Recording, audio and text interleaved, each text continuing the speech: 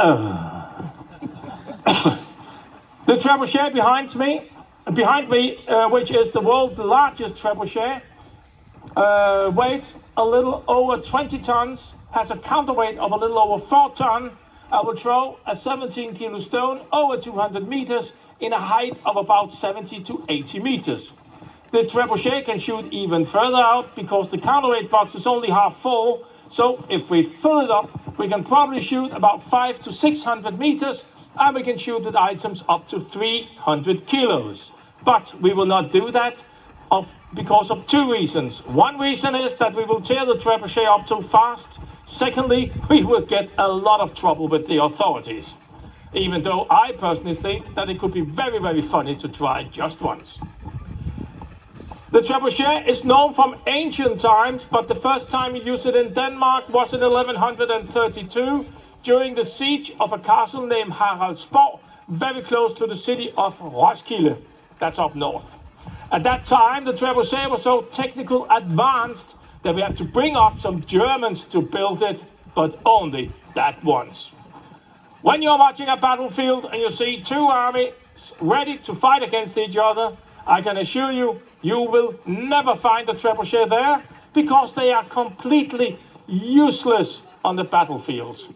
So everybody that loves Game of Thrones and all the other Hollywood shit, I have to inform you, you will not find a Trebuchet on the battlefield. Basta. However, if you want to siege a castle or a city and you want to break down some walls, well then these weapons are the most perfect weapon to use.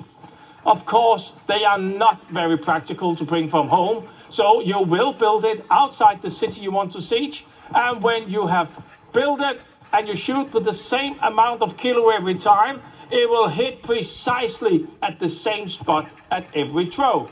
So when you have fired a lot of stones on the same spot on the wall finally will break down and you will be able to attack from that point.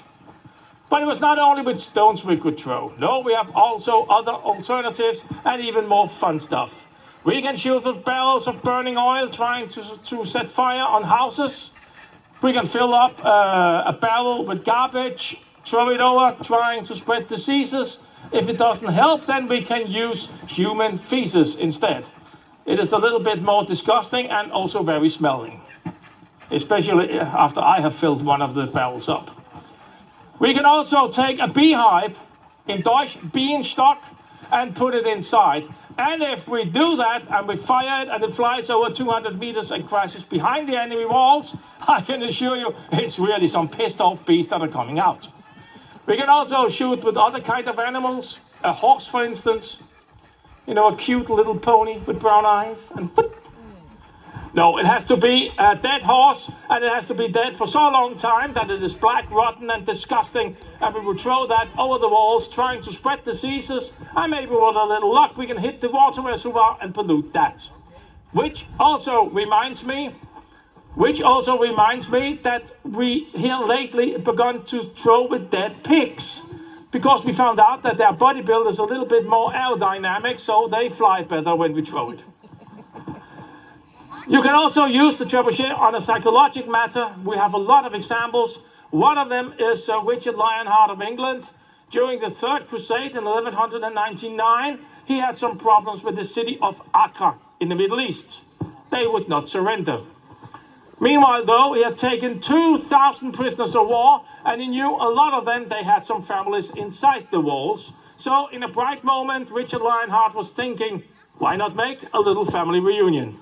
So he did that by chopping the heads off the prisoners of war, throw them over the wall so they can meet with their families for the last time. And the interesting part is that the morale went down in the city and they opened the gate and surrendered to Sir Richard Lionheart. I personally thought that was an excellent idea, but even the Pope, when he heard about it, thought that was a little bit too much. Sometimes also we catch a spy or two, but here in Denmark we are a gentle people. We could never harm a spy. No. We will help him, and we will especially help him back to his own lines. And that is a great opportunity for a spy, at least for a short moment in 18 meters height, to have a view all over the battlefield. And you can always hear, when he's returning back to his own lines, that's when he stops screaming. The interesting and fun part is that we have never seen the same spy twice. I think it's called gratitude. It takes time to load these trebuchets, about 12 to 14 minutes. The big wheels have to be turned 28 to 32 times one way and the same amount of rounds the other way before it's ready to fire. But it doesn't matter because a siege doesn't only take a few hours or days, it can take weeks, months, and sometimes also half a year and whole years. And besides that, we are in the middle of the 100-year war, so nobody's busy. Thank you.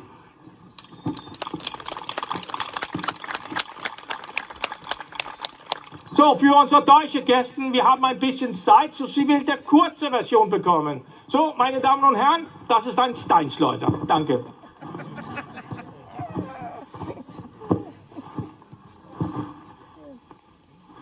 Det, der sker nu, det er, at vi har kørt blyet ned, og den er næsten klar til affyring. Vores blydemester, hun er ved at klargøre det allersidste, sætte en sten ind i blyden, og hun har også sendt vagter ud. Og det er utrolig vigtigt med, at vi har sendt vagter ud, fordi de er nødt til at stoppe alle forbipasserende, som er herude uden for området, fordi man må ikke passere området, når vi skyder med blyden. Det er simpelthen for farligt.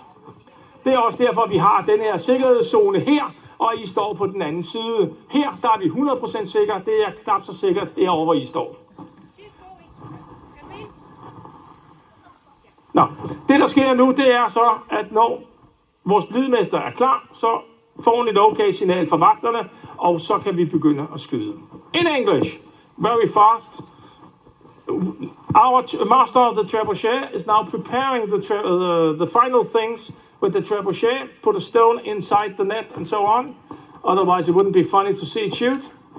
And then she has sent out some guards that have to stop all the pedestrians that is passing by here outside, because they are not allowed to pass, because it is too dangerous when we are shooting with the trebuchet.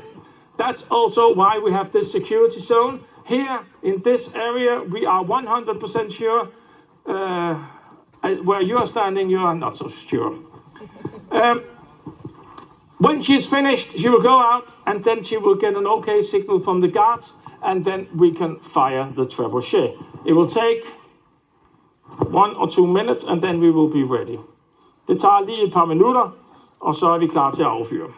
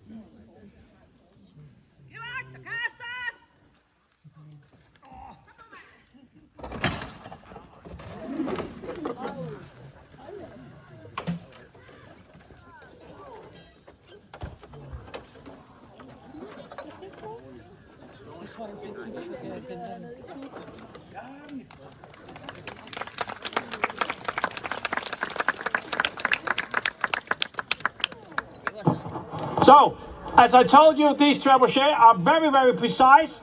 We were aiming at the sea, and we hit it!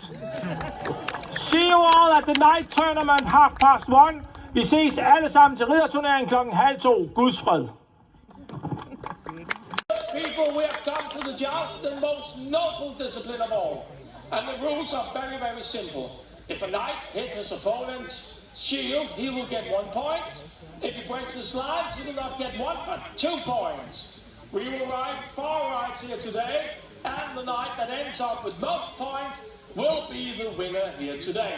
And at the moment, the score is 1 point to Sir Wolfram, 0 points to Sir Henrik Svane. Der er nu tradition for de her ridder, stille og roligt ridder ind mod midten, hilser på hinanden i respekt og erbødighed.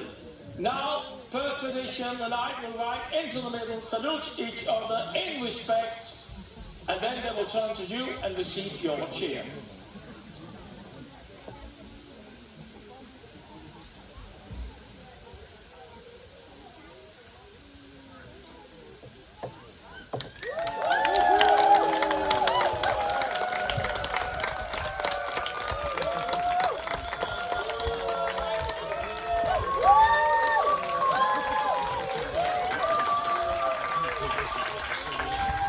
Mine herrer, og Gud være med jer, lad den bedste ridder vinde, må jeg bede jer rid til jeres udgangsposition.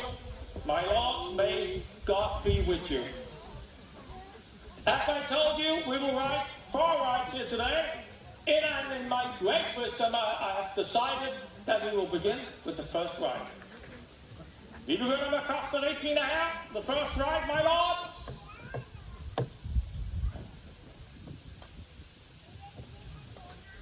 Lasse Alle!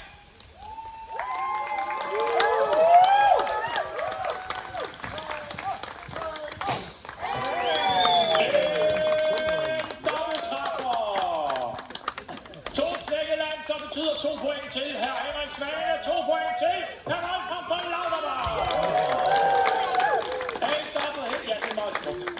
A double hit, 2 broken lances, 2 points to each knight, which means that after the first ride, the score now is 3 points to Sir Wolfram, 2 points to Sir Henrik Svane. Stillingen efter første rid er 3 point til herr Wolfram, 2 point til herr Henrik Svane. Vi går klar til andet rid. My lords, prepare yourself for the second ride.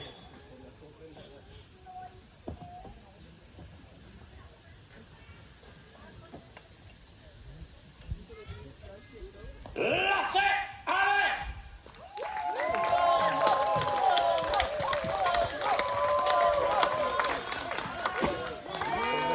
Igen en dobbelttræffer. 2 knækkede lanser, 2 point til Henrik Svane, 2 point til Wolfram von Lauterbach. Once again, a double hit, 2 broken lances, 2 points to each knight, which means that after the second ride, the score is 5 points to Sir Wolfram, 4 points to Sir Henrik Svane.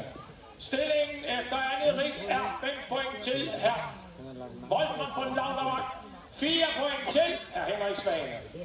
Vi går klar til tredje rid. My lords, prepare yourself for the third ride.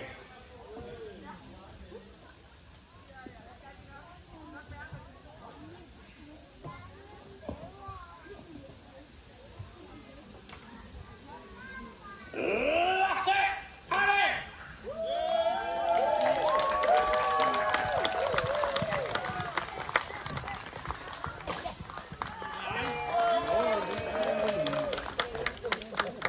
Jeg skulle lige studere herr Wolfram von Lauterbachs lanse, men den er brudt, hvilket betyder, at vi igen har 2 knækkede lanser. Det betyder 2 point til herr Henrik Svane, 2 point til. Jamen, den er rigtig brudt, den der, og det er også derfor, han får 2 point. 2 point til herr Wolfram von Lauterbach. Once again, I was in a little bit in a doubt, but 2 broken lances, 2 points, once again to each knight, which means that before the last ride, Sir Wolfram von Lauterbach has 7 points, herr Henrik Svane 6 points. 7 point til herr Wolfram von Lauterbach, 6 point til herr Henrik Svane. Mine herrer, sidste rid, last ride, my lords.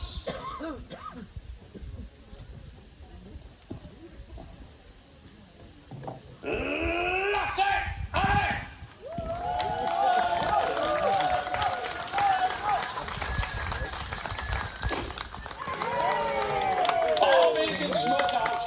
Igen en dobbelt trapper, 2 ikke kun knækkede, men knuste lanser.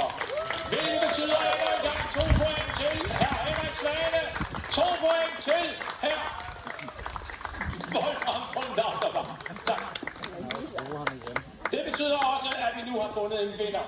We have now found the winner with only 1 point difference. Kun med 1 points forskel har vi fundet vinderen. Og vinderen i dag, the winner today, herr Wolfram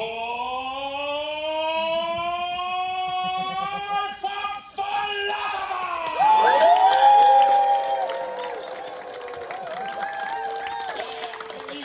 Kære folk, de tilhængere af Henrik Svane, I skal ikke fortvivle. I skal ikke se ham som en taber. Se ham som en flot nummer 2. Han har udvist stort kunnen ud i alle discipliner. Han har givet kamp til stregen mod herr Wolfram von Lauterbach. Men vigtigst af alt, han har bevist, at han er sine ridderskruer værdig. And in English, please don't see Sir Henrik Svane as a loser. See him as an excellent number 2. He has done very, very well, and the most important important, he has proven himself a noble knight. So therefore, salute Sir Henrik Svane. Hyld Herr Henrik Svane.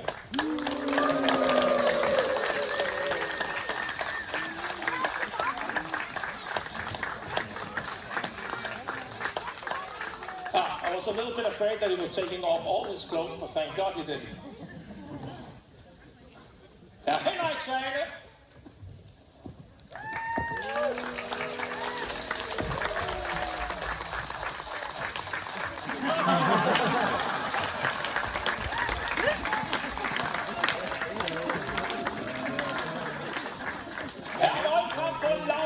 Må jeg bede jer ride herind til mig?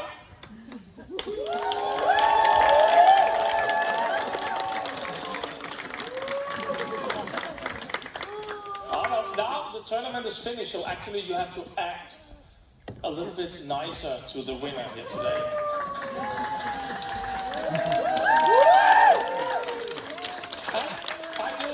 I hope the Danes forgive me because I will say this in English. So Wolfram, I congratulate you with your victory, and I have to tell you that we were talking about the prize here today, and we were talking about a chest full of silver. Yeah, but then somebody said that was maybe a little bit too much on a Sunday. Yeah, on a Sunday, yeah. And then instead we were talking about 30 acres of land with 5 farms. Yeah, on Møn, the island over there. Yeah, I know that's not a very good soil, but never mind that. But then our mayor told us, no, we don't have to do that. We're not giving any prize of that kind, because you don't receive a lot of money. You don't want a lot of money. No, you want glory and you want honor. So therefore, the prize here today will be this beautiful rose, a token of love and victory. Congratulations.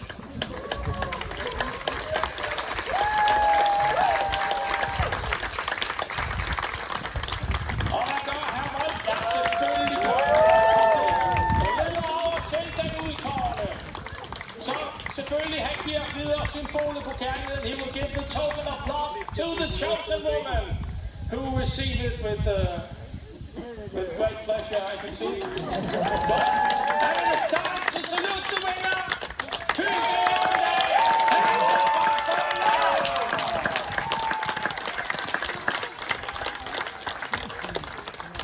Tilbage har jeg kun en enkelt ting at sige, og det er meget vigtigt, så jeg bliver absolut ro.